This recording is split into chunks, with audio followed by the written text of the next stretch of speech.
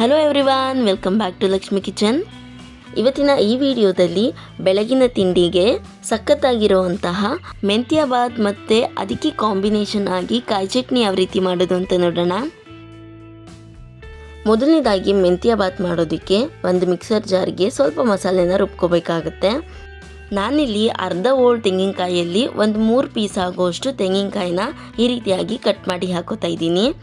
ತೆಂಗಿನಕಾಯಿ ಪ್ರಮಾಣ ಸ್ವಲ್ಪ ಇದ್ದರೆ ಸಾಕು. ಹಾಗಾಗಿ ನಂತರ ನಿಮಗೆ ಖಾರಕ್ಕೆ ಎಷ್ಟು ಬೇಕೋ ಅಷ್ಟು ಹಸಿಮೆಣಸಿನ್ಕಾಯನ್ನ ಸೇರಿಸ್ಕೋಬೇಕಾಗತ್ತೆ. ನಂತರ ಸ್ವಲ್ಪ ಶುಂಠಿ ಪ್ರಮಾಣ ಕಡಿಮೆ ಇರಬೇಕು, ಬೆಳ್ಳುಳ್ಳಿ ಸ್ವಲ್ಪ ಜಾಸ್ತಿ ಇರಬೇಕು. ಹಾಗೆಯೇ ಸ್ವಲ್ಪ ಕರಿಬೇವನ್ನ ಸೇರಿಸ್ಕೊಂಡು ನೀರನ್ನ ಸೇರಿಸಿ ನುಣ್ಣಗೆ ರುಬ್ಕೋಬೇಕಾಗತ್ತೆ. ನಂತರ ಒಂದು ಕುಕ್ಕರ್ಗೆ 2-3 ಟೇಬಲ್ ಸ್ಪೂನ್ ಆಗುವಷ್ಟು ಎಣ್ಣೆನ ಸೇರಿಸ್ಕೋಬೇಕಾಗುತ್ತೆ.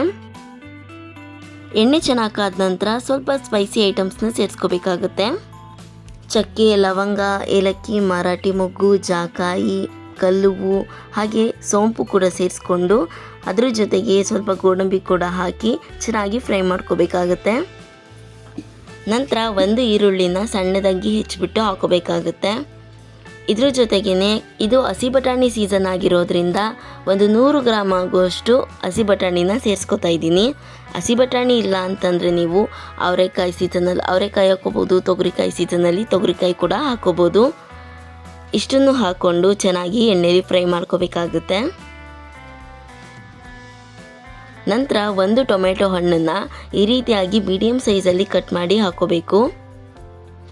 ಇದ್ರ ಜೊತೆಗೇ ನಾನು ಅರ್ಧ ಕಟ್ ಆಗುವಷ್ಟು ಮೆಂತ್ಯ ಸೊಪ್ಪನ್ನು ತಗೊಂಡಿದ್ದೀನಿ. ನಾನು 1 kg ಆಗುವಷ್ಟು ಮೆಂತ್ಯ ಬಾತನ್ನ ಮಾಡ್ತಿರೋದ್ರಿಂದ ಅರ್ಧ ಕಟ್ ಆಗುವಷ್ಟು ಮೆಂತ್ಯ ಸೊಪ್ಪನ್ನ ತಗೊಂಡಿದ್ದೀನಿ. ಇಲ್ಲ ನೀವೇನಾದರೂ ಜಾಸ್ತಿ ತೊಗೊಂಡ್ಬಿಟ್ರೆ ಕಹಿ ಆಗಿಬಿಡುತ್ತೆ. ಹಾಗಾಗಿ ಕರೆಕ್ಟಾಗಿ ಅಳತೆ ಪ್ರಮಾಣ ನೋಡಿಕೊಂಡು ಸೊಪ್ಪನ್ನು ಹಾಕೋಬೇಕಾಗತ್ತೆ. ಮೆಂತ್ಯ ಸೊಪ್ಪನ್ನು ಹಾಕಿ ಸ್ವಲ್ಪ ಹೊತ್ತು ಎಣ್ಣೆಯಲ್ಲಿ ಚೆನ್ನಾಗಿ ಫ್ರೈ ಮಾಡ್ಕೋಬೇಕಾಗತ್ತೆ. ಮೆಂತ್ಯ ಸೊಪ್ಪು ಸ್ವಲ್ಪ ಹೊತ್ತು ಫ್ರೈ ಆದಮೇಲೆ ನಾವು ರುಬ್ಬಿಟ್ಕೊಂಡಿದ್ವಲ್ಲ ಆ ಮಸಾಲೆನ ಸೇರಿಸ್ಕೋಬೇಕು. ಅದ್ರ ಜೊತೆಗೇ 1/4 ಟೀ ಸ್ಪೂನ್ ಆಗುವಷ್ಟು ಅರಿಶಿನ ಪೌಡ್ರನ್ನ ಸೇರಿಸ್ಕೊಂಡು ಮಸಾಲೆಯಲ್ಲಿರುವಂತಹ ಹಸಿ ವಾಸನೆ ಎಲ್ಲ ಹೋಗಬೇಕು, ಅಲ್ಲಿವರೆಗೂ ಚೆನ್ನಾಗಿ ಫ್ರೈ ಮಾಡ್ಕೋಬೇಕಾಗುತ್ತೆ.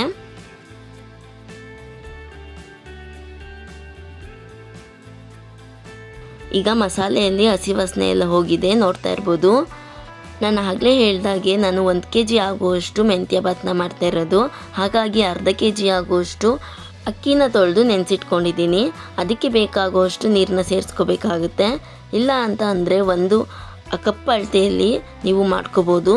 1 ಕಪ್ ಅಕ್ಕಿ ಹಾಕಿದರೆ ಅದಕ್ಕೆ ಡಬಲ್ ಆಗುವಷ್ಟು 2 ಕಪ್ ಆಗುವಷ್ಟು ನೀರನ್ನ ಸೇರಿಸ್ಕೋಬೇಕಾಗುತ್ತೆ. ಈ ಪ್ರಮಾಣದಲ್ಲಿ ನೀವು ಕರೆಕ್ಟಾಗಿ ಮಾಡ್ಕೋಬೋದು. ನಂತರ ರುಚಿಗೆ ತಕ್ಕಷ್ಟು ಉಪ್ಪನ್ನು ಸೇರಿಸ್ಕೊಂಡು ನೀರನ್ನ ಚೆನ್ನಾಗಿ ಕುದಿಯೋದಕ್ಕೆ ಬಿಡಬೇಕು.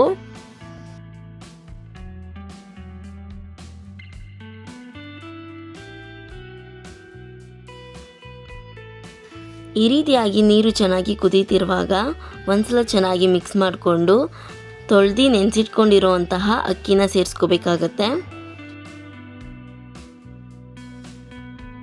ಅಕ್ಕಿನ ಸ್ವಲ್ಪ ಹೊತ್ತು ತೊಳೆದ್ಬಿಟ್ಟು ನೆನೆಸ್ಕೊಳ್ಳೋದ್ರಿಂದ ಅನ್ನ ತುಂಬ ಸಾಫ್ಟಾಗಿ ಬರುತ್ತೆ ಅಂತಲೇ ಹೇಳ್ಬೋದು. ಅಕ್ಕಿ ಹಾಕಿದ ನಂತರ ಯಾವುದೇ ಕಾರಣಕ್ಕೂ ತಕ್ಷಣವೇ ತಿರುಗಿಸ್ಬಾರ್ದು. ಸ್ವಲ್ಪ ಹೊತ್ತು ಅಂದರೆ ಒಂದು 30 ಸೆಕೆಂಡ್ಸ್ ಆದ ನಂತರ ನೀವು ನಿಧಾನಕ್ಕೆ ಅಕ್ಕಿನ ತಿರುಗಿಸ್ಕೋಬೇಕಾಗತ್ತೆ. ಈ ರೀತಿ ತಿರುಗಿಸ್ಕೊಂಡ ನಂತರ ನೀವು ಕುಕ್ಕರ್ ಮುಚ್ಚಳ ಮುಚ್ಚಿ 2 ವಿಷಲ್ನ ಕೂಗಿಸ್ಕೊಂಡ್ರೆ ಮೆಂತ್ಯ ಬಾತು ರೆಡಿ ಆಗಿಬಿಡುತ್ತೆ. ಕುಕ್ಕರ್ ವಿಷಲ್ ಆಗೋ ಅಷ್ಟರಲ್ಲಿ ಮೆಂತ್ಯ ಬಾತ್ಗೆ ಕಾಂಬಿನೇಷನ್ ಆಗಿ ತೆಂಗಿನಕಾಯಿ ಚಟ್ನಿನ ಮಾಡ್ಕೊಂಬಿಡೋಣ. ತೆಂಗಿನಕಾಯಿ ಚಟ್ನಿ ಮಾಡೋದಕ್ಕೆ ನಾನು ಆಗಲೇ ಹೇಳ್ದಾಗೆ ಅರ್ಧ ಹೋಳಲ್ಲಿ ಮಿಕ್ಕಿರುವಂತಹ ತೆಂಗಿನಕಾಯಿನ ನಾನು ತೊಗೊಂಡಿದ್ದೀನಿ.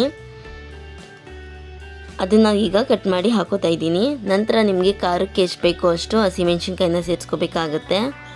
ನಂತರ ಸ್ವಲ್ಪ ಶುಂಠಿ ಮತ್ತು ಬೆಳ್ಳುಳ್ಳಿನ ಸೇರಿಸ್ಕೋಬೇಕು. ಹಾಗೆಯೇ ಸ್ವಲ್ಪ ಪುದೀನ ಸೊಪ್ಪು, ಸ್ವಲ್ಪ ಕೊತ್ತಂಬರಿ ಸೊಪ್ಪನ್ನು ಹಾಕಿ ಹಾಗೆಯೇ ಸ್ವಲ್ಪ ಕರಿಬೇವನ್ನ ಹಾಕಬೇಕು. ನಂತರ ಸ್ವಲ್ಪ ಹುಣಸೆ ಹಣ್ಣನ್ನು ಸೇರಿಸ್ಕೋಬೇಕಾಗುತ್ತೆ. ಈಗ ರುಚಿಗೆ ತಕ್ಕಷ್ಟು ಉಪ್ಪನ್ನು ಸೇರಿಸ್ಕೊಂಡು ಸ್ವಲ್ಪ ನೀರನ್ನ ಸೇರಿಸ್ಕೊಂಡು ನುಣ್ಣಗೆ ರುಬ್ಕೋಬೇಕಾಗತ್ತೆ. ನೋಡ್ತಾ ಇದ್ದೀರಲ್ಲ, ಈ ರೀತಿಯಾಗಿ ನಾನು ನುಣ್ಣಗೆ ರುಬ್ಬಿಟ್ಕೊಂಡಿದ್ದೀನಿ.